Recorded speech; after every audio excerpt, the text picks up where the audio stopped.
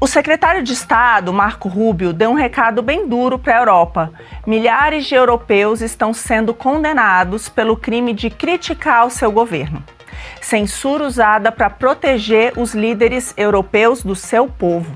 Nos lembra muito o que está acontecendo aqui no Brasil e o que o judiciário tem feito. Você tem sido acusado por alguns de trair a pátria, por ir aos Estados Unidos denunciar a perseguição política e a censura que está acontecendo aqui no Brasil. Eu queria que você desse a sua versão do que você foi denunciar e por que o Brasil tem recebido essas sanções do governo Trump. E o que de fato Trump deseja? Perfeito, Mariana.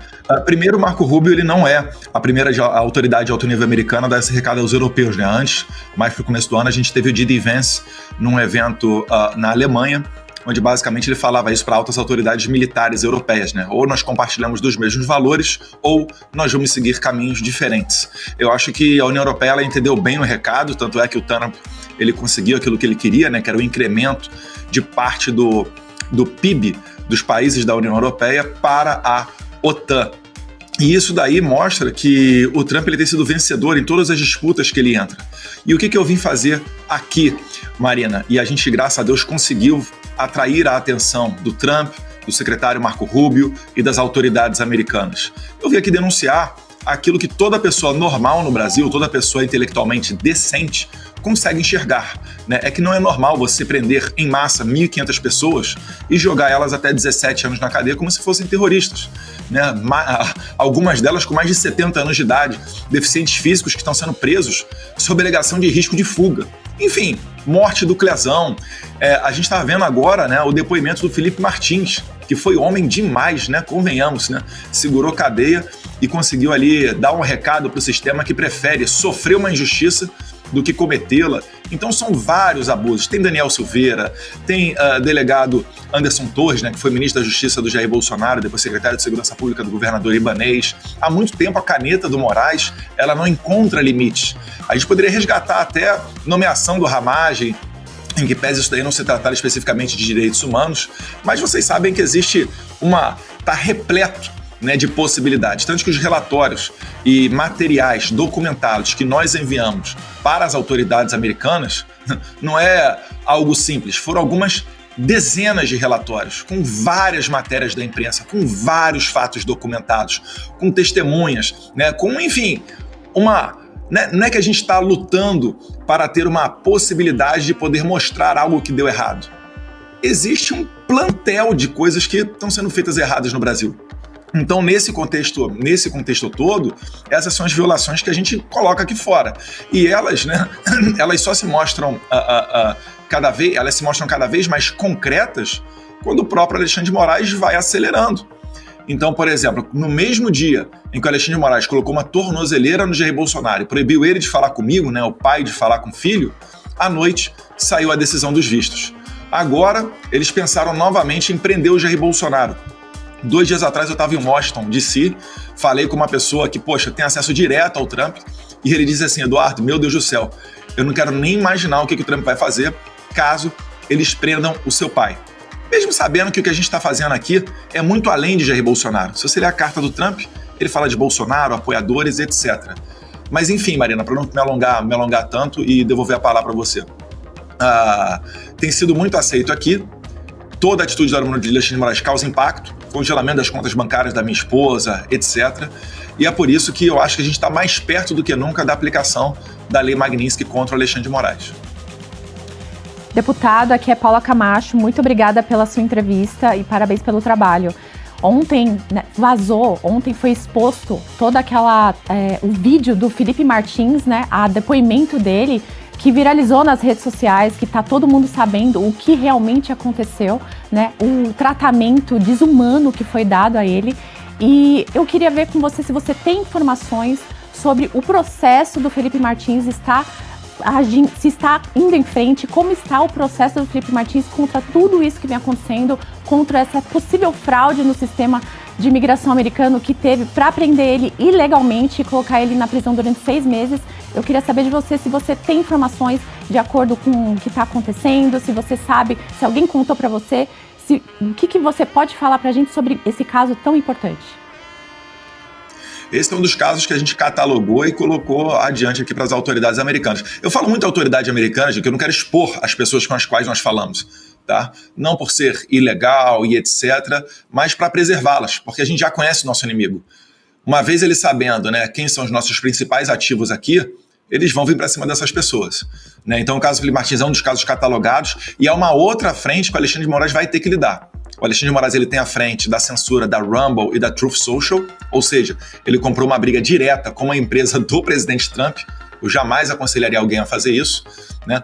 Pô, isso daí está numa ação judicial em Tampa, na Flórida. Você tem a questão da Lei Magnitsky, que são as violações de direitos humanos, etc., que eu e o Paulo Figueiredo a gente leva adiante aqui, principalmente, outras pessoas contribuem também. E tem também essa questão do Felipe Martins, que é um crime federal. E já está provado que a entrada dele nos Estados Unidos ela foi falseada no sistema migratório norte-americano. Então, os detalhes exatamente eu não sei. E o Alexandre de Moraes, uma vez provocado, ele mostra quem ele realmente é, né? O baixo nível, a várzea que está esse Supremo Tribunal Federal com o Alexandre de Moraes. E eu sei que isso daí certamente vai dar problema. Porque aqui nos Estados Unidos, vale aquela máxima, né, de pau que dá em Chico também dá em Francisco. Então não existem motivos para você passar a mão na cabeça de um funcionário que falsificou os registros migratórios norte-americanos. E essa, inclusive, é uma bandeira do presidente Trump. Durante a eleição inteira, ele falou do queijo suíço, que são as fronteiras norte-americanas, e certamente agora, né, vai colocar o foco em cima disso. E aí tem a parte civil e a parte criminal do fato do Felipe Martins. Mas eu acho que os detalhes mais fidedignos, etc., quem pode trazer é o advogado dele, né, o Dr. Cicchini. Mas eu também já fiquei sabendo que isso não está mais no estágio de autoridade de baixo nível. Já chegou em gente grande dentro dos Estados Unidos e a gente espera que atitudes sejam tomadas. Lembrando, isso daí vai implicar Fábio Shor, vai implicar Alexandre de Moraes, vai implicar todo mundo que trabalhou com o caso do Felipe Martins. Porque é notório que ele nunca saiu do Brasil. E o Alexandre de Moraes e o Fábio Shor sabiam que ele nunca saiu do Brasil. E vale aqui um detalhe importante. O Felipe Martins, na primeira inserção dele nos sistemas migratórios norte-americanos, foram inseridos o seu nome escrito errado, não era Felipe, era Felipe, algo assim, e também com o seu número de passaporte antigo, que havia sido extraviado, ou seja, ele certamente não utilizaria esse passaporte para entrar nos Estados Unidos em 30 de dezembro de 2022. Então, quando foi editado para... Porque isso daí foi corrigido, tá? Eles botaram depois o nome correto e o passaporte correto. Quando essa edição para corrigir aconteceu, eu tenho quase certeza que era o mesmo momento em que o Fábio Shor estava aqui nos Estados Unidos para falar de cartão de vacina de Jair Bolsonaro, ou seja, a história de pano de fundo, a história da cobertura dele. Isso daí aconteceu. Então, se isso for verificado, a gente dá a chance da dúvida aos nossos oponentes, né, aos nossos inimigos. Se isso se verificar, nós estamos falando de um crime federal seríssimo nos Estados Unidos. E isso daí dá cadeia séria. Ah, Eduardo, mas essas autoridades brasileiras moram no Brasil. Tá bom. Então não vão poder sair do Brasil. Porque a gente sabe que o Brasil não extradita, né, brasileiro para o exterior. Mas vai dar problema e vai dar também a possibilidade de, uma vez ocorrendo a condenação dos Estados Unidos, trazer esse processo do Brasil para ser homologado e levar os responsáveis para a cadeia. Deputado, bom dia, seja bem-vindo ao Oeste, obrigada por conversar conosco. Deputado, quando nós falamos a respeito de geopolítica, a gente sempre tem aquela especulação de que o Brasil está se aproximando de grupos comunistas do bloco mais ditatorial do nosso país. A minha pergunta é muito direta, se os Estados Unidos enxerga como uma aproximação ou se os Estados Unidos já enxerga como um ato consumado, como um fato, o Brasil já está do lado de lá. Eu não falo pelas autoridades americanas, mas o que eu consigo enxergar por aqui é que não é um fato consumado, né? Até porque estão sendo feitas pressões, né? Obviamente, no jogo da geopolítica, todos têm os seus interesses, e o Trump tem falado, né, na defesa dos Estados Unidos, né, daquilo que é importante para eles, como, por exemplo, o dólar. Ele fala, se tentarem criar, né, ou se ficarem vocalizando demais essa questão de moeda única do BRICS, não por ser uma moeda única de um país, que isso poderia ser criado, mas é porque a motivação para a criação dessa moeda é fazer frente ao dólar. Ou seja, é para quebrar o padrão dólar no comércio internacional. Ele fala, olha, isso daí acontecendo, 100% de tarifa. O Brasil já recebeu navios de guerra do Irã que foram sancionados pelos Estados Unidos. Se isso ocorresse hoje, eu tenho certeza, o Trump tomaria uma atitude muito forte, tal qual ele fez nessa tarifação, né, nessa tarifa de 50%, que a gente chama de tarifa Moraes, porque a questão não é econômica, não é comercial, ela é sim de uma crise institucional. O Trump deixou isso claro na carta dele. Ele vem trazendo ali no primeiro parágrafo, ele abre com Jair Bolsonaro, os seus familiares, os seus apoiadores.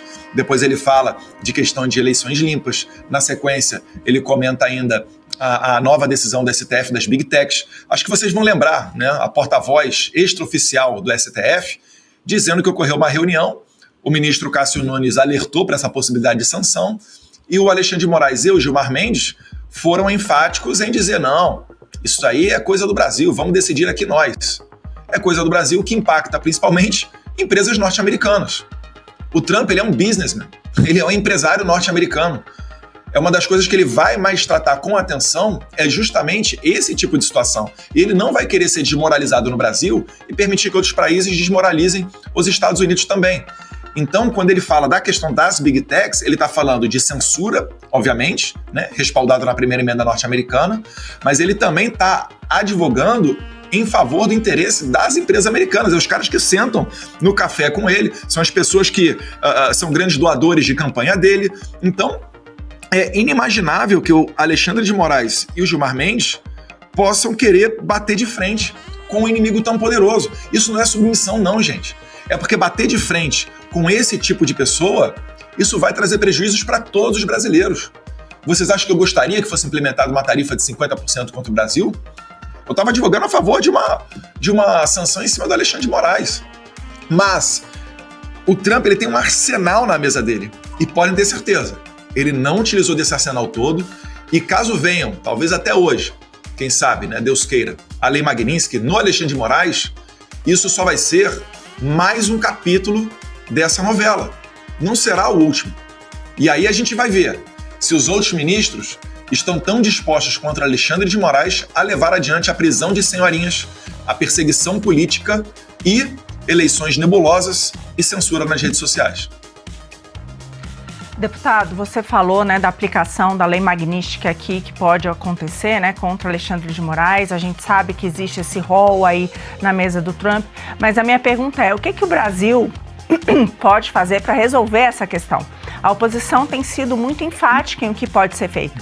Anistia, impeachment de Alexandre de Moraes. O Trump foi muito enfático também, acabar com perseguições políticas, ter liberdade política, acabar com a censura.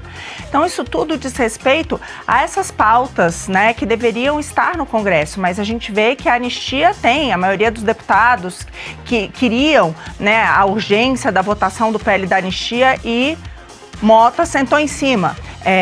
Flávio Bolsonaro protocolou mais um pedido de impeachment de Alexandre de Moraes, mas o Alcolumbre sentou em cima.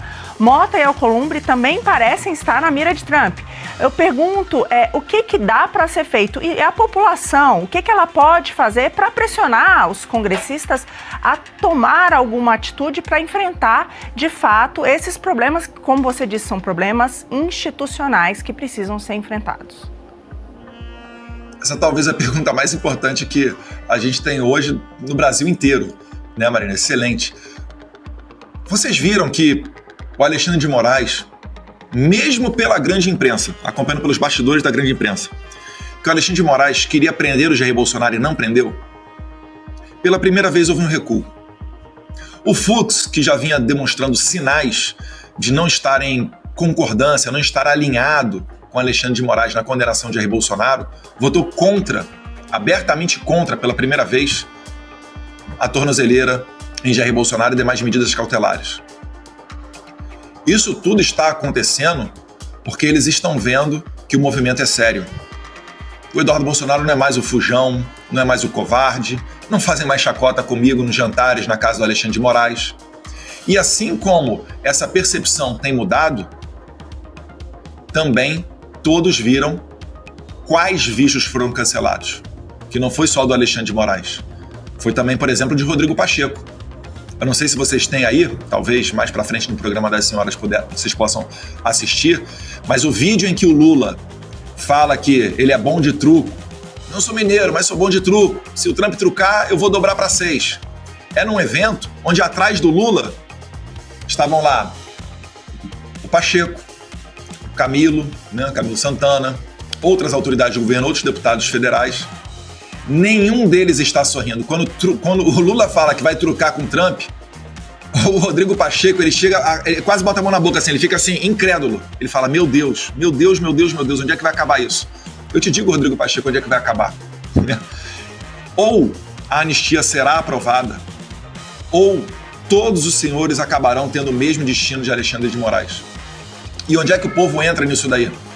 Mostrando que o Trump não está tomando uma decisão isolado, que mesmo diante de um estado de exceção que persegue pessoas, que persegue velhinhas, onde a todo momento, antes de uma manifestação de rua, os deputados do PT discursam falando, olha, vocês vão pra rua, vai acontecer com vocês igual o 8 de janeiro, vocês vão tudo pra cadeia. Que mesmo debaixo dessa ameaça, o povo brasileiro é capaz de mandar um recado pro mundo. Um recado de que está disposto a se sacrificar para lutar pela sua liberdade. Eu acho que no Brasil inteiro agora haverá, por todo o país, grandes manifestações, dia 3 de agosto. E é um momento ímpar, porque 3 de agosto é o último domingo antes da volta do trabalho do Congresso Nacional.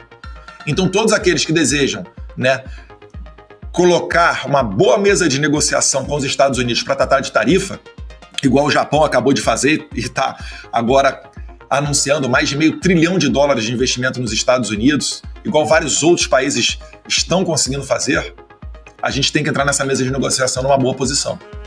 Isso significa o quê? Vamos começar atendendo o primeiro parágrafo da carta do Trump.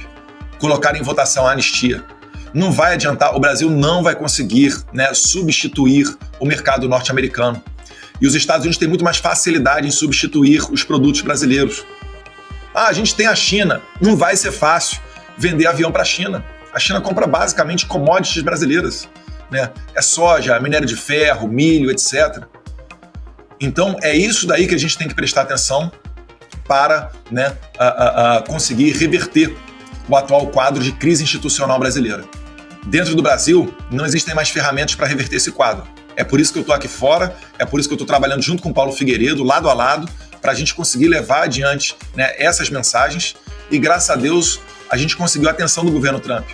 Finalizando, porque no início, eu imaginava até que o Trump fosse delegar para o Marco Rubio, secretário de Estado, essa situação do Brasil.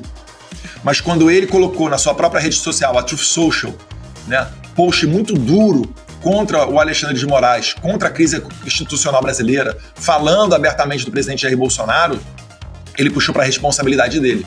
Ou seja, podem ter certeza, o Trump nunca recuou. Ele ganhou do Canadá na questão migratória, tarifou o Canadá e conseguiu mais rigor, né, na política migratória canadense. Ele tarifou o México e depois vieram as maiores apreensões de fentanil da história do México. Ele queria inspecionar e parar o programa nuclear do Irã. O Ali Khamenei, o líder do Irã, se negou, ele bombardeou o Irã. Então podem ter certeza, não vai ser o Lula chupando jabuticaba ou o Alexandre de Moraes mandando recado via grande imprensa que vai conseguir parar o Trump.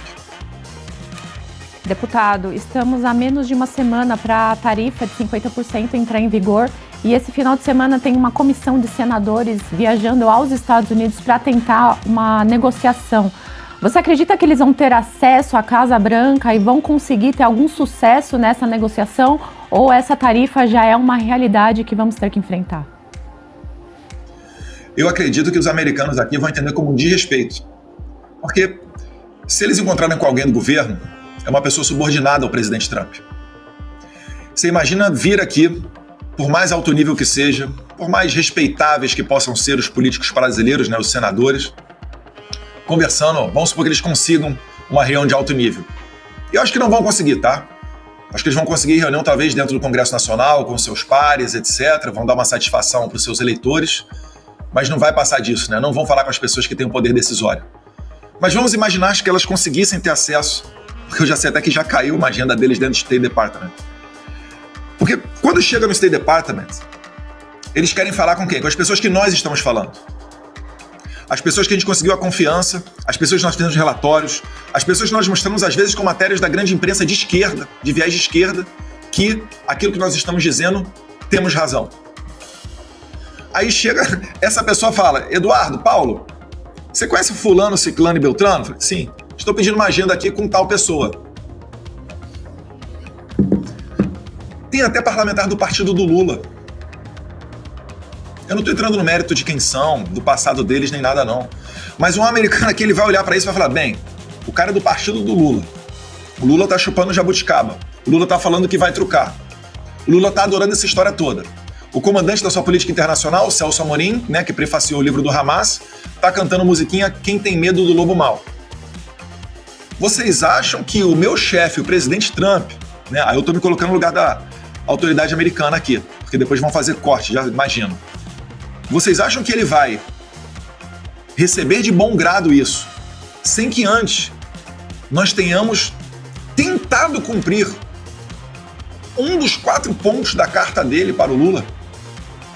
Eles vão tomar isso como desrespeitoso, porque os pontos do Trump, ele não está exigindo nada demais. Ele está exigindo o quê? Uma normalidade democrática. Quem é que é contra soltar presos políticos? Quem é que pode ser contra eleições limpas e transparentes? Quem é que pode ser contra, né, cada um dizer o que puder na internet e ser individualmente responsável por aquilo? E não um novo modelo de censura que responsabiliza a empresa por aquilo que o usuário diz. Quem é que pode ser contra isso, gente? Aí os senadores vão vir aqui, vão se encontrar com autoridades americanas. Por que eu sou favorável nesse ponto? Eu discuto com o Paulo Figueiredo e acabei sendo voto vencido. Por que eu sou favorável a que eles encontrem com as autoridades americanas? Para eles receberem uma mensagem dura e entenderem que o que está sendo feito aqui não é brincadeira, não é uma questão comercial, é uma questão de se tratar de solucionar uma crise institucional. O Trump fala a todo momento, meu Deus do céu. Será que não tem assessores nesses gabinetes que consigam traduzir a carta do Trump para português? Ou sequer português eles entendem, porque a área ocidental do State Department tem enviado mensagens em português. A embaixada americana ontem estava retweetando o Darren Betts, que é uma pessoa altamente relevante, se não o principal agente da Lei Magnitsky dentro do State Department, que estava tweetando e falando. Será que não consegue entender isso? Porque o americano já mandou vários recados. E tudo que ouviu foi chacota, foi não recuo com relação à censura, foi dobrar a aposta, foi bracelete tornozeleira eletrônica no Jair Bolsonaro, foi congelamento de contas bancárias da minha esposa. Para finalizar aqui, eu estava ontem, né, Geisiane, Paula e Marina, eu estava dando uma entrevista pro Real America's Voice, um grande portal aqui de comunicação. No final da entrevista, obviamente estava tratando de Alexandre de Moraes, no final da entrevista a pessoa falou, Eduardo, que lamentável o que está acontecendo com seu pai. Será que não seria possível você fazer uma ponte para nós entrevistarmos o seu pai? Eu falei, não, porque foi antes da decisão do Moraes, né? Dizendo o seguinte, ele está proibido de dar entrevista e ele pode até ir para a cadeia, porque ele deu uma entrevista e ele não sabia que não poderia. O americano ele fica sem entender, ele fica assim, olha, desculpa, vocês estão um nível abaixo da Venezuela. Então é por isso que o Trump está tomando essas decisões todas de maneira tão emergencial e de maneira tão contundente. Se nós deixarmos para depois, se o sistema se consolidar, aí não adianta mais sanção, remédio diplomático, pode sancionar em 1000%, que aí realmente nada disso aí vai adiantar. Nós queremos evitar que esse momento chegue, né? E a gente quer abrir uma boa mesa de negociação. Deputado, nós somos mais de 26 mil telas.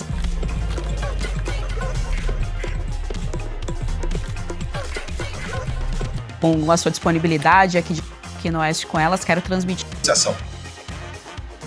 Deputado, nós somos mais de 26 mil telas aqui no Oeste com Elas. Quero transmitir ao senhor aqui o carinho da audiência. A audiência está super feliz com a sua disponibilidade aqui de tempo e agradecer também a nossa audiência. Lembrar aqui a nossa audiência que nós estamos no ar segunda a sexta a partir das 10 da manhã, Oeste com Elas, então, aqui na Revista Oeste.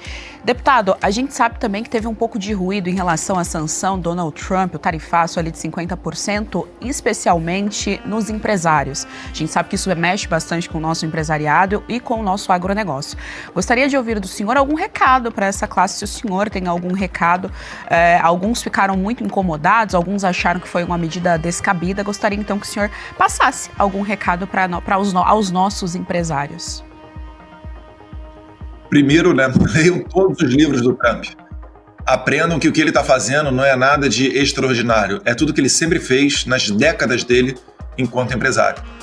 né? Ele estressa a situação para entrar numa mesa de negociação de uma maneira mais confortável. E ele sabe que quando ele dá uma sacolejada no tabuleiro, primeiro as pessoas negam, né? Depois elas acabam aceitando e daí sim, né, ela vai acabar entrando na mesa de negociação. O Brasil está chegando perto desse momento da aceitação. Muita gente achando que daria para postergar as tarifas, agora elas estão entendendo que a coisa é para valer. Até porque o Trump ele já postergou no passado a tarifa com relação a outros países, mas era quando estava se tratando apenas de questão comercial. No Brasil tem um conteúdo de crise institucional liderada pelo Alexandre de Moraes. É por isso que eu falo muito no Moraes e deixo um pouco de lado o Lula. O Lula é coadjuvante. O Lula, ele é aquele bêbado da rua, sabe? Você vai comprar pão, aí tá lá, 7 da manhã, o cara do outro lado da rua lá gritando, te xingando, mas é só o bêbado da rua, ninguém dá muita importância pra esse cara, não. Então, se você conseguir se colocar no lugar do Trump, você vai entender que está chegando próximo da mesa de negociação. Mas, infelizmente, o Brasil ele vai acabar sendo aquele país que vai pagar o pato para que o Trump prove que quando ele fala que ele vai tarifar dia tal, ele realmente irá fazê-lo.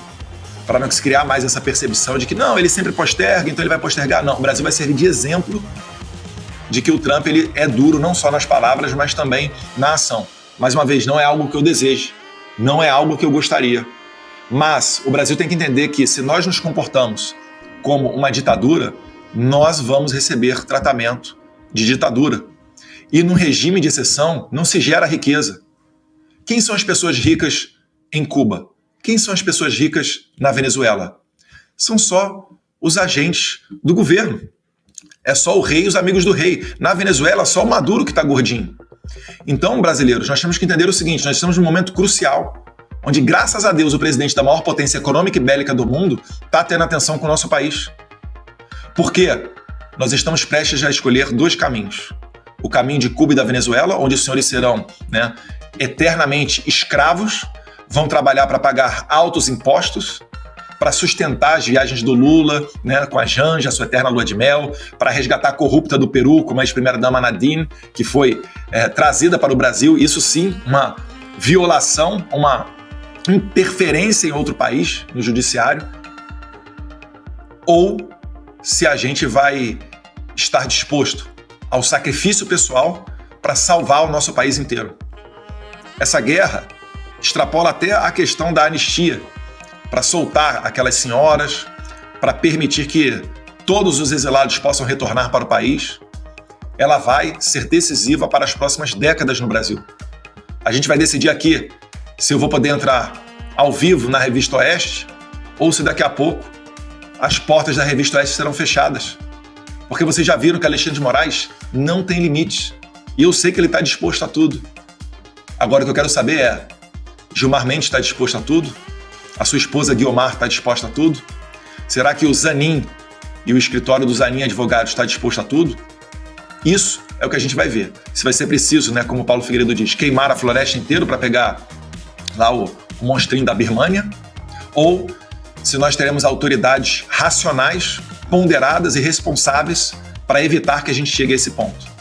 Empresários brasileiros, é hora de, em massa, fazer pressão contra o Alexandre de Moraes, bater na porta do STF e do povo ir para as ruas, principalmente, né, dia 3 de agosto, além de outras eventuais manifestações.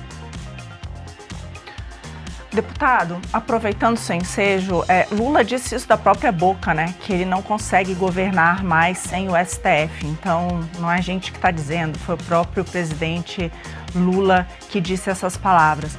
E a gente sabe que o Brasil está sofrendo um regime de tentativa de censura já desde 2019, né? Você falou da Revista Oeste e, de fato, tentaram censurar a Revista Oeste, inclusive ele deu uma ordem, né, para o seu assessor de usar a criatividade, né, quando se tratava das formas de poder censurar ou não a revista. Então isso é muito grave. E o STF foi muito interessante, porque o Trump tomou essa decisão dias depois da decisão do STF, que é uma decisão muito arbitrária, de censura que não tem nem ditadura, porque você não sabe quem é que vai mandar derrubar o seu post, se é o ditador ou não. As próprias redes vão ter que fazer isso com medo de sofrerem multas. Eu queria ouvir do senhor a respeito disso. Essa questão da censura, eu vejo que tanto a questão da anistia, ela se encarrega do ponto da perseguição política, mas nós temos também aqui no Brasil um receio muito grande da questão da censura. Inclusive você, uma das opções seria talvez vir para o Senado, porque via isso como algo muito relevante, mas a gente tem muito receio sobre as próximas eleições, né? Como é que a gente vai chegar lá? A direita vai ter alguma voz nas eleições de 26 e isso passa por essa questão da censura. Então, eu queria te perguntar o que pode ser feito a esse respeito. Essa é uma pauta também que é uma das pautas que o Trump está pressionando o Brasil a reverter. Não só pelo aspecto comercial, porque você bem disse, Marina, isso vai trazer multas contra empresas americanas devido à conduta de terceiro, algo que é vedado na nossa Constituição, né? E se você achou que foi ruim a eleição de 2022, se prepare, porque em 2022 foram cerca de 100 perfis conservadores que foram derrubados através de ordens do Alexandre de Moraes e que depois, através do relatório do Jim Jordan, né, presidente da Comissão de Justiça aqui dos Estados Unidos, ele fez um relatório de cerca de 500 páginas, a gente viu que o Alexandre de Moraes mandava a ordem do TSE, ele mandava a ordem para a plataforma de rede social derrubar os perfis, não colocava justificativa e ainda dizia para a plataforma de rede social não informar ao usuário derrubado que a ordem estava vindo dele. Ou seja, ela acabava por completo com qualquer possibilidade de defesa. Porque o usuário bloqueado não podia nem ir à justiça e dizer, olha, o meu perfil foi derrubado por causa disso, o que eu estou negando aqui, né? Eu não fiz nada, nenhuma conduta criminosa. E segundo, ele não saberia nem para quem endereçar, porque ele não sabia que estava vindo do Alexandre de Moraes. Olha que loucura! Mas se você reclamou desse modelo, se prepare, porque a decisão do STF de responsabilizar a rede social por conteúdo de terceiro, ela vai dar poder a qualquer juiz do Brasil, e aí eu acho que são 18 mil juízes pelo país inteiro, para que na eleição do ano que vem eles derrubem o seu perfil. São 18 mil potenciais Alexandrinhos de Moraes que vão servir e receber demandas da banca de advogado, de PT, PSOL, porque eles têm isso. Eles vivem à base de bilhões de dinheiros públicos. Eles foram regados com o dinheiro da USAID, eles são regados via SECOM do Lula. Porque tem uma parte da imprensa que agora fala com... Não, são centenas de milhões aqui no novo projeto de comunicação do Lula, reunião com youtubers. Se o Bolsonaro tivesse feito 0,001% disso, ele estaria na cadeia durante 300 anos, com as narrativas de milícia digital, gabinete do ódio. Até hoje eu quero saber do Alexandre de Moraes o que é milícia digital. Né, um inquérito aberto em 2019 das fake news está aberto até hoje e nunca mostraram pra gente. Eles só acusam, não descem nos detalhes. Acusam a gente de fake news, não falam qual é a fake news. Mas enfim, indo para a eleição dessa maneira, a direita vai ter muitos problemas para eleger os seus candidatos. Porque vai ser censura a todo momento e vocês não vão nem na Revista Oeste dar conta de notificar, de noticiar todas elas. Então, certamente vai ser uma eleição onde o pêndulo vai estar favorecendo a esquerda e o marreta do Estado vai estar em cima da direita. Nesse contexto é que o Trump quer atuar. Se nós chegarmos numa eleição, nessa caixa preta que a gente utiliza de um processo 100% eletrônico, onde a direita não vai ter a possibilidade de falar. Vocês lembram, né? Vídeo do Nicolas censurado, eu e Flávio Bolsonaro, assim como vários outros, tivemos que apagar as nossas postagens relacionando Lula e Nicolás Maduro, ou falando que o Lula era a favor do aborto, etc. Nós chegarmos numa eleição assim, você não precisa ser especialista em saber, em conhecer um pouquinho do Donald Trump. Ele não vai reconhecer a eleição brasileira. E aí, o povo brasileiro vai ter saudade da tarifa Moraes de 50%. Conseguem compreender que o que eu estou falando não é algo surreal da minha cabeça? O que eu estou falando é uma possibilidade altíssima de ocorrer se nós não consertarmos essa situação agora. Quando eu digo nós, é porque eu aqui, junto com o Paulo Figueiredo principalmente, mas muita gente ajuda, né? Alan dos Santos, Ludmila Lins Grilo, várias outras pessoas, o Grupo Yes Brasil, né? Com o Mário, a Lara. Se a gente aqui não conseguir, o que a gente aqui está conseguindo é dar armas para as autoridades brasileiras irem a campo. Que armas que são essas? O retorno da harmonia entre os poderes. Se o Alexandre de Moraes parar de ameaçar os congressistas brasileiros, igual ele fez para a manutenção da prisão do Daniel Silveira, eu tenho certeza que o Hugo Mota pauta e a gente aprova a anistia. Seria excelente disso acontecer. Eu não consigo entender, ou melhor, até consigo, por que o Alexandre de Moraes se agarra tanto e não permita que o Congresso trabalhe livremente.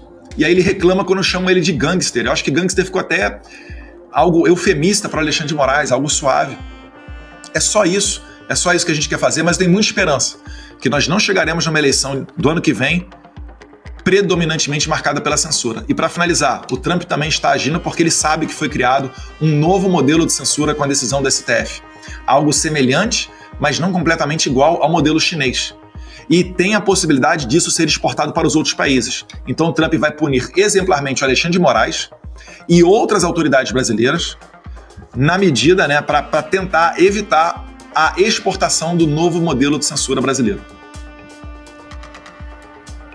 Deputado, eu gostaria que o senhor atualizasse a nossa audiência qual é o futuro do seu mandato. Se o senhor pretende ficar muito mais tempo nos Estados Unidos, se tem um prazo para isso, se o senhor pretende abrir mão e se inclusive pretende se candidatar ao Senado ou algum outro cargo ano que vem. Como que fica essa situação, tendo em vista que o senhor foi o terceiro mais votado do estado de São Paulo com mais de 700 mil votos?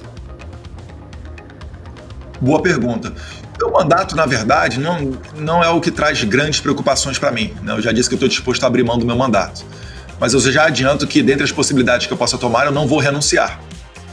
Eu quero que o sistema seja, mais uma vez, forçado a mostrar que está disposto, né, a cassar o meu mandato para que isso daí ocorra. Então, dentre as possibilidades, né, que eu tenho, uma das que mais estão ventilando é a que eu comece a tomar faltas a partir de 4 de agosto. Tá? Isso daí pode realmente até ocorrer, mas existem outras possibilidades que eu possa lançar mão. Então eu tenho meu mandato pelo menos até ali, final de outubro, mais ou menos. Isso se o Alexandre de Moraes não estiver poderoso ainda, acelerar e obrigar o Congresso a cassar o meu mandato. E eu vejo que só existe uma possibilidade de eu voltar ao Brasil, que é sancionando Alexandre de Moraes e segurando o seu ímpeto ditatorial, que é amparado por outros ministros da corte, né, nos bastidores. Isso ocorrendo, eu posso retornar ao Brasil. Existe uma via aberta para o Jair Bolsonaro não ser preso e poder se candidatar, e nesse cenário eu viria candidato a senador.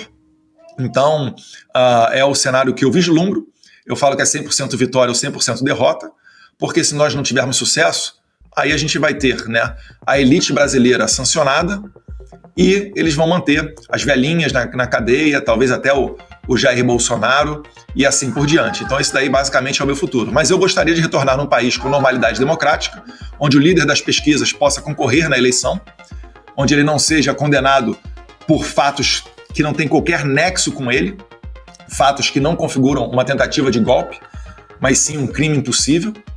E nesse quadro eu sairia, né, nesse cenário, eu sairia candidato a senador por São Paulo. Vamos ver como é que vai acontecer aí o desenrolar dos próximos capítulos dessa novela aí do Alexandre de Moraes. Deputado, tendo em vista as articulações que o senhor tem por aí, o que o senhor tem ouvido em relação a outros nomes, a possibilidade, aliás, de outros nomes serem sancionados, como o Rodrigo Pacheco, o próprio Alcolumbre, que está agora à frente à presidência do Senado, Hugo Mota, enfim. A gente tem também os nomes ali na PF, Andrei Rodrigues, diretor-geral, que tem bastante declarações bem políticas e de cunho ditatorial, inclusive, o próprio Fábio Chor. A minha pergunta é, nas suas expectativas, os seus relacionamentos aí com outros parlamentares americanos, qual é a probabilidade de isso acontecer também, então, para além de Alexandre de Moraes, de outros nomes serem sancionados pela Lei Magnitsky? O que eu posso dizer é o seguinte: todos os relatórios estão prontos, está tudo à mão do presidente Trump e do secretário Marco Rubio. Qual decisão que eles vão tomar, por quais caminhos eles vão seguir, eu não sei. Mas eu acho que o cartão de visitas do Trump já foi apresentado quando ele colocou uma tarifa de 50% no Brasil, a maior tarifa dessa última leva, né? Nenhum país tomou 50%, só o Brasil. E o Trump fala que é por conta da crise institucional brasileira. E também o cancelamento dos vistos, que não ficou só no Alexandre de Moraes, mas chegou a 8 ministros da Suprema Corte. Além deles, outras pessoas mais também. Então isso daí mostra que o Trump ele tem apetite para sancionar não somente o Alexandre de Moraes, mas outras autoridades brasileiras que servem a esse regime. E o Andrei, ele faz parte desse aparato persecutório, porque ele é que coloca a Polícia Federal para ir prender essas velhinhas, né, para retornar à cadeia, como a senhora Iracina Gash, que estava fazendo fisioterapia e pilates, e a sua tornozeleira teve problema. Ela cientificou o ministro Alexandre de Moraes, que ainda assim preferiu reenviá-la, ela tem 72 ou 73 anos de idade, de volta para um presídio. Então, quando a Polícia Federal se serve a isso, eles também estão entrando na mira das autoridades americanas.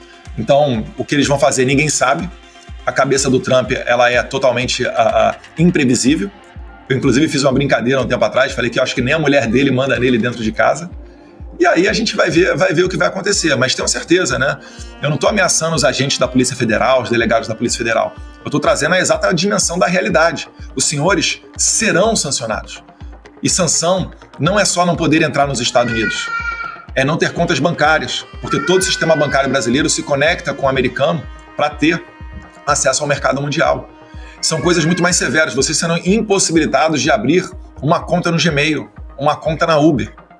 Então é disso daí que a gente está falando, e eu acho muito provável que algumas pessoas, para além do Alexandre de Moraes, possam sofrer essas sanções. E os americanos também sabem que o que sustenta esse regime todo, o que está por trás do interesse de muitas das autoridades brasileiras, encontra respaldo nos escritórios de advocacia. É por isso que eu quero deixar bem claro aqui que a Viviane Moraes, esposa do Alexandre de Moraes, ela não é uma pessoa inocente igual a minha esposa. Porque eu vi na internet muita gente, Mariana, dizendo ele está indo para cima da esposa do Eduardo porque o Eduardo ameaçou a esposa do Alexandre de Moraes. Não. A percepção deles aqui é clara. E qualquer pessoa minimamente decente enxerga que a Viviane Moraes passou a ter um grande sucesso na advocacia depois que o Moraes virou ministro. Ela advoga em causas, por vezes, bilionárias. Ora, dentro do STF. Isso daqui, aos olhos do americano, é uma maneira de corrupção. Então eles têm a faca e o queijo para poder agir. Se na promiscuidade brasileira isso é aceito como normal, aí é um problema de um país que se comporta como uma república de bananas, não de uma democracia farol das liberdades. Então é mais ou menos por aí que eu acho que as coisas vão se desenrolar, Mariana. Deputado, algumas pessoas têm demonstrado um receio, né, de que o Brasil, com tudo isso, inclusive os próprios senadores que estão indo em missão para Washington, de que com essas sanções o Brasil cai de vez no colo da China, né? Então tem se falado aí, se desligarem o GPS, mas tem o GPS chinês, se acabarem com o sistema SWIFT de pagamento, tem o sistema chinês e assim por diante, o que é um grande problema, porque uma coisa é você saber que você está tendo essas relações em um país que respeita as liberdades, e outra coisa é você estar sendo monitorado, tudo que você faz, para onde você vai, pelo Partido Comunista Chinês. Isso é uma grande diferença, né? Eu acho que é isso que a gente trata quando fala do Brasil. Mas eu gosto do exemplo da Argentina. O Milei está negociando tarifa zero com os Estados Unidos e, ao mesmo tempo, ele está batendo recorde de exportação para a China. Então, isso é uma diferença tão gritante, né, em relação ao Brasil. Então, eu queria saber a sua visão em relação a isso. Primeiro de tudo, né, se acham que vão conseguir substituir Estados Unidos pela China, pergunte ao Maduro se ele está satisfeito. Veja como é que o povo venezuelano é tratado, porque existe muito investimento chinês na Venezuela, existe muito interesse chinês e russo dentro da Venezuela, inclusive até com a participação do grupo mercenário russo dos Wagners, fazendo a segurança do Nicolás Maduro. Não existe como você fazer essa substituição. E a China, ela tem basicamente atendido a todas as suas necessidades com relação ao Brasil. Cerca de 80% da soja brasileira que é exportada, ela vai para a China. Pegue a balança comercial, os produtos que nós mandamos para os Estados Unidos, é claro que vai ter ali suco de laranja, vai ter carne, etc. Mas o principal que pesa na balança comercial são produtos mais sofisticados, são produtos industrializados. A gente gosta muito de citar o exemplo da Embraer, né? São peças e aviões. E isso daí não vai encontrar da noite para o dia um mercado para você vender por aí afora pelo mundo. Então o Brasil vai sofrer um impacto forte disso.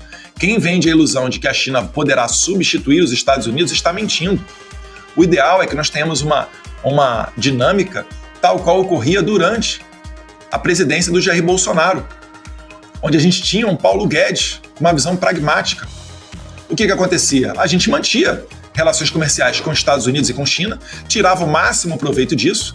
Ninguém vai fazer sinal da cruz para a China. Se a China quiser pagar pelos nossos produtos, que sigamos vendendo para a China, não tem problema nenhum.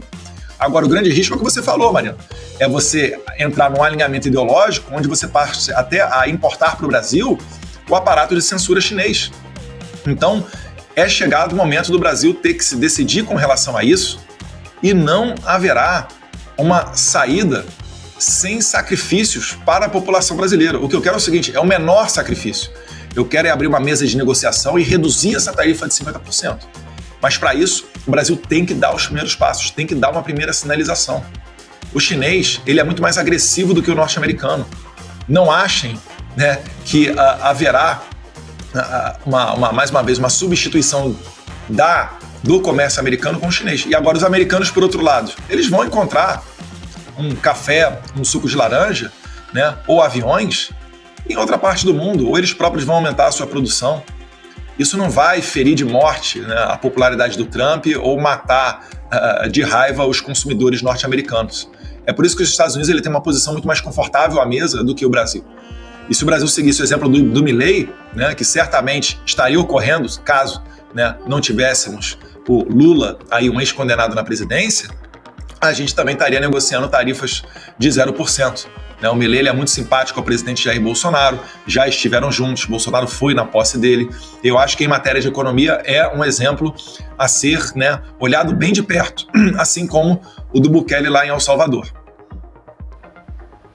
Deputado, recentemente o seu irmão e também senador Flávio Bolsonaro, ele protocolou um novo pedido de impeachment contra Alexandre de Moraes lá no Senado. Diante dessa atualização, né, eminente da Lei Magnitsky, que está aí, possivelmente pode pegar tanto a Alcolumbre quanto o Mota, você acredita que eles podem colocar em pauta e pode ir para frente esse pedido de impeachment? Tem uma possibilidade, sim, mas eu acredito que uma vez que seja aplicada a Lei Magnitsky contra o Moraes, outros pedidos venham. E eu quero colocar o presidente do Senado, Davi Alcolumbre, confortável para pautar o impeachment do Alexandre de Moraes, né, confortável para tratar da questão da anistia, até porque o Alcolumbre já reclamou publicamente da intervenção da STF dentro do Congresso Nacional, sugerindo que tem que ser debatido um novo modelo, uma nova lei ou algum gatilho para você evitar que tudo que o Congresso decida, quem venha a dar a última palavra seja o Supremo Tribunal Federal. E eu relembro aqui que quando o Rodrigo Pacheco perdeu o visto, foi porque ele não pautou nenhuma das dezenas de pedidos de impeachment que chegaram à sua mesa. Ou seja, ele fez parte desse aparato que sustentou o regime brasileiro. O Davi Alcolumbre, ele não está nesse estágio ainda, mas certamente ele já está aqui no foco do governo americano. Ele tem a possibilidade agora de não ser sancionado, de não acontecer nada com o visto dele e etc., se ele não der respaldo a esse regime.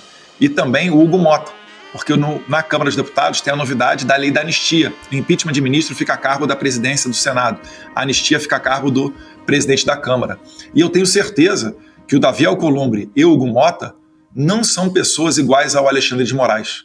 E eu tenho certeza que se o Alexandre de Moraes for isolado e parar de ameaçar os parlamentares, tanto o Hugo Mota quanto o Davi Alcolumbre poderão tomar decisões racionais, porque eles não querem que o Brasil seja taxado em 50%.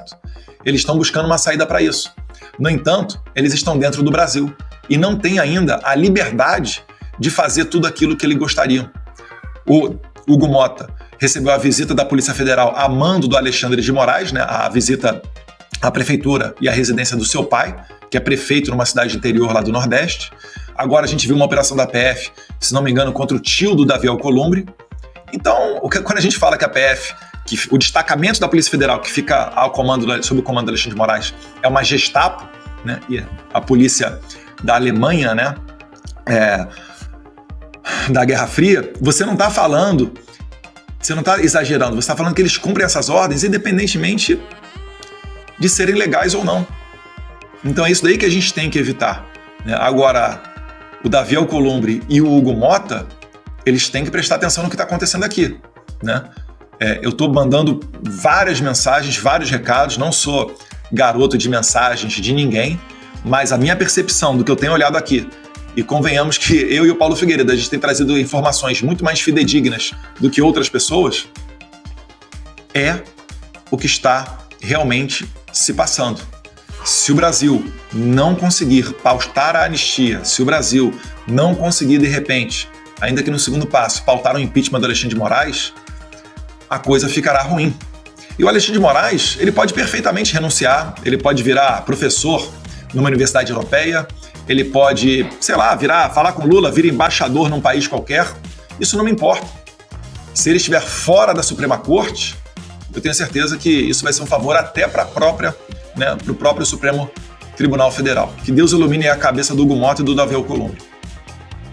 Deputado, o senhor falou aqui ao longo da entrevista bastante do nome do Paulo Figueiredo, né, que é o jornalista que está aí junto com o senhor em todas as articulações junto ao governo americano.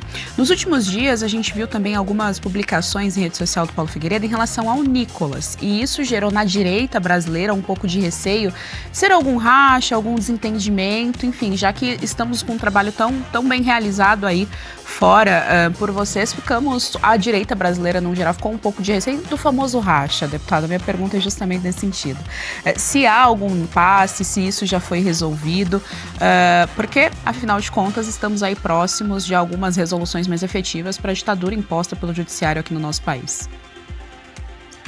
Geis, muitas vezes, quando até um parlamentar tem problema com visto americano, ele me procura. Né? Por quê? Porque eu sou tido como uma pessoa que é a referência nessa parte internacional. Né? E realmente tem muitas portas abertas e excelentes relacionamentos. O Nicolas, a área dele é a comunicação. Ele é, de longe, o maior perfil da rede social entre os parlamentares em número de seguidores. Ele é a voz que é mais escutada. Ele é um cara que sabe os gatilhos e sabe os caminhos para você fazer viralizar um vídeo.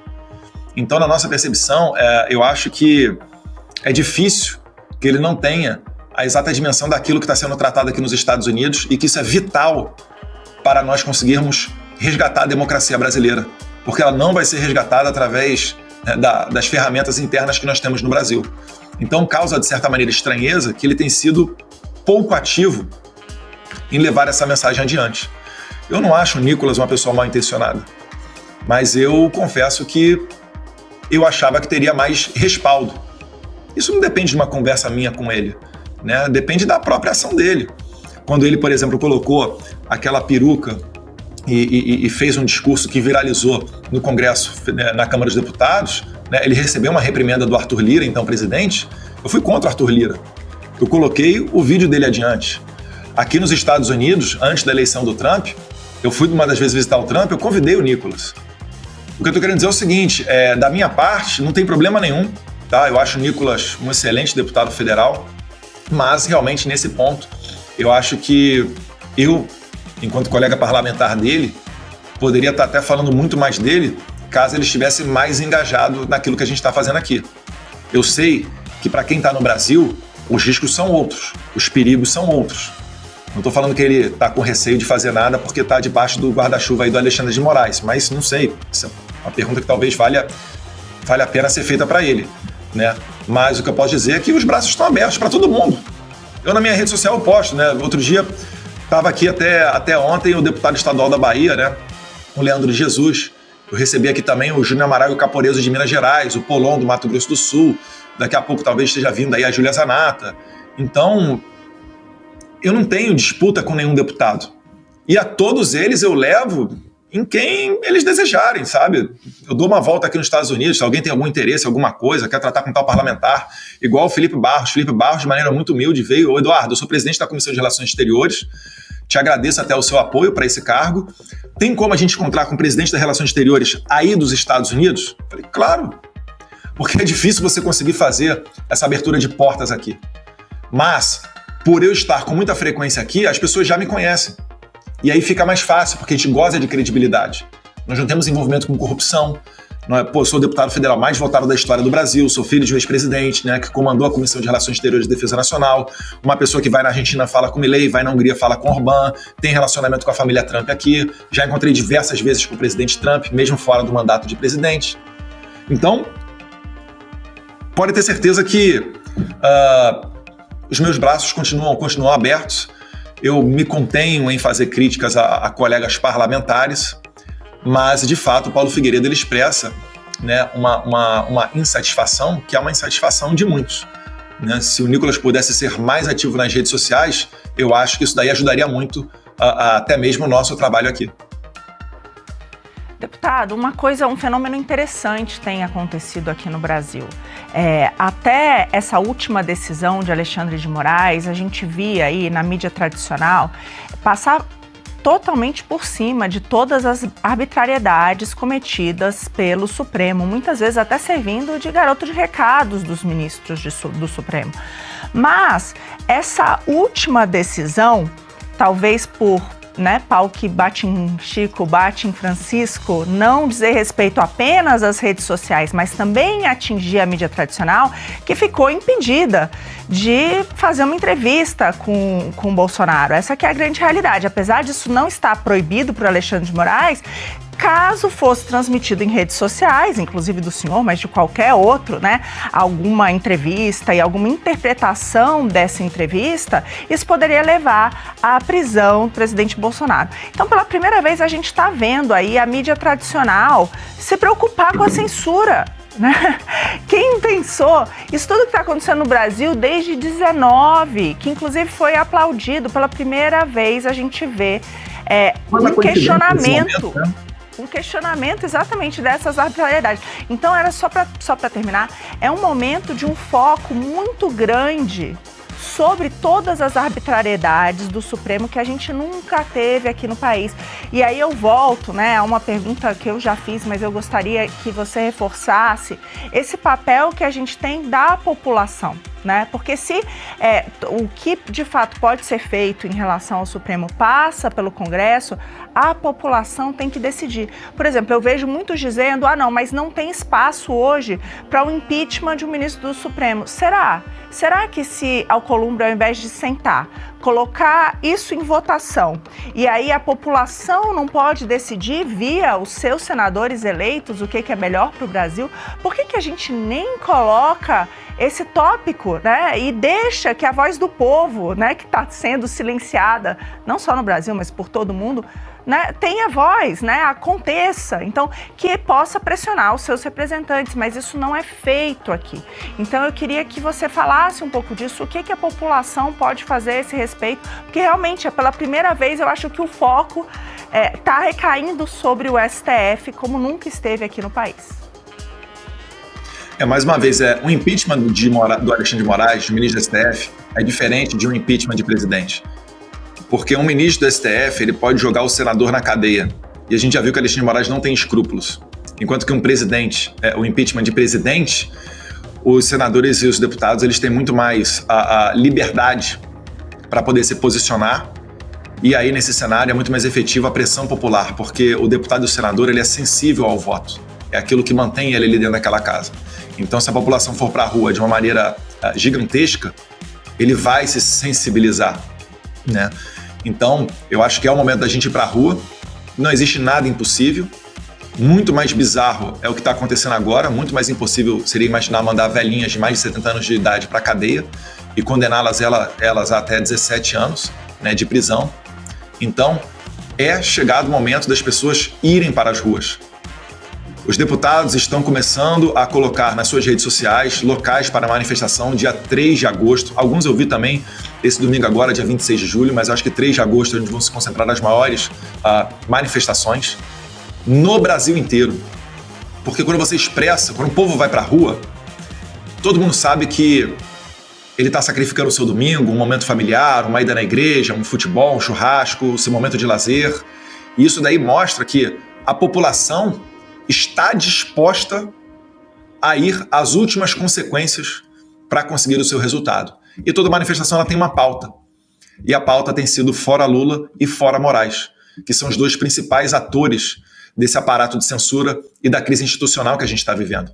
Então é importantíssimo que as pessoas venham a ir para a rua. E podem ter certeza, cada vez mais elas ficarão confortáveis, porque as ameaças de Moraes vão reduzir. Assim como que, contrariado, ele não colocou Jair Bolsonaro na cadeia, porque isso implicaria não só Moraes, mas outros ministros do STF de sofrerem sanções norte-americanas, a imprensa também está, não coincidentemente, acordando para essa situação. Porque muita gente ali já está começando a enxergar que o futuro é Venezuela de verdade. E mesmo que com posicionamentos de esquerda, eles podem sofrer no futuro. Então, né, a água está chegando no pescoço. E aí muita gente vai começar a ter um posicionamento parecido com o da Revista Oeste.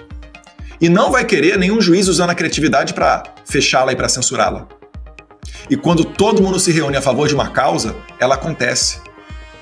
Quando a imprensa, setores da igreja, agro, empresariado, respaldado pelo povo nas ruas, só para as pessoas entenderem aqui, para sair do juridiquês, quando um juiz dá uma decisão e você entra com embargos de declaração, é para que o juiz detalhe melhor aquilo que ele quis dizer. Os advogados de Bolsonaro entraram com esses embargos de declaração para saber se Bolsonaro pode ou não dar entrevista. E o Moraes respondeu a esse esclarecimento, né? Ele deu o seu esclarecimento, mas ainda assim não se sabe exatamente até onde o Bolsonaro pode ir. É qualquer post, porque olha que bizarro. Eu nunca fui, Marina, citado de nada do Alexandre de Moraes. Eu vi pela imprensa que eles abriram, né? Eles arquivaram e depois desarquivaram aquele pedido do Lindbergh para pegar meu passaporte e agora pedindo minha prisão, né? Nesse pedido, eu nunca fui sequer citado. Agora, uma ação, uma conduta minha de repostar um vídeo do meu pai pode levar Jair Bolsonaro à cadeia. Olha que loucura, Marina. Vamos lá, é tipo dizer o seguinte: eu vou aqui colocar a Marina Helena na cadeia a depender do que o seu colega de partido, Marcel Van Hatten, fale na tribuna do Congresso. É isso. O que já era bizarro, né? Que era um procedimento, processar um deputado, como está ocorrendo com Marcel Van Hatten, por crimes contra a honra devido a palavras de um deputado federal que goza de imunidade parlamentar, disse na tribuna, no meu caso, um PAD dentro da Polícia Federal. Agora eles atualizaram o seu nível de censura, responsabilizando terceiros não só por aquilo que eles colocam na rede social, né, responsabilizando a plataforma de rede social não só por aquilo que os seus usuários postem, mas também uma maneira de tentar me silenciar. Alexandre de Moraes, você não é tão corajoso assim, Alexandre de Moraes. Eu sei que você não é tão corajoso assim. E você se comporta como um gangster, ameaçando os familiares daqueles que denunciam as suas violações de direitos humanos. Isso é super normal. Todo cubano que está aqui, todo venezuelano que está aqui nos Estados Unidos e denuncia violações de direitos humanos, as suas famílias são tratadas como reféns dentro do regime cubano e venezuelano. É por isso, prezados, né, internautas que estão nos vendo aqui pela rede, no Oeste com elas, é por isso que um dos 3 pontos que Jair Bolsonaro quis acabar, e ele acabou de fato, quando se tornou presidente, acerca do programa Mais Médicos, era que o médico cubano pudesse trazer a sua família ao Brasil. Porque a família fica como refém lá no país. E ela sofre todo tipo de tortura. E é exatamente o que eles estão fazendo comigo. Ameaçando de prisão meu pai, com base num post que eu coloco aqui. Vocês chegaram a ver qual post que era? Eu fiz um post do meu pai mostrando a tornozeleira no Congresso Nacional. Isso foi noticiado pelo UOL, CNN, Oeste, Gazeta do Povo, todo mundo noticiou, até fora do Brasil. Mas somente uma pessoa foi alvo de uma investidura do Moraes. Porque ele sabe que a gente está incomodando. Mas se Deus quiser, Marina, a gente vai dar uma guinada nessa história e ele vai parar de ameaçar os nossos reféns aí no Brasil. Queridos amigos e seguidores, venho aqui com um pedido especial. Nosso canal foi desmonetizado. Se vocês gostam do que fazemos e acreditam no nosso trabalho, considere nos apoiar a partir de R$1 neste QR Code via Pix, ou adquira algum produto de nossa loja. Cada pequeno gesto de apoio faz uma diferença enorme. Nosso conteúdo é de graça e sempre será. Nos apoie. Muito obrigado!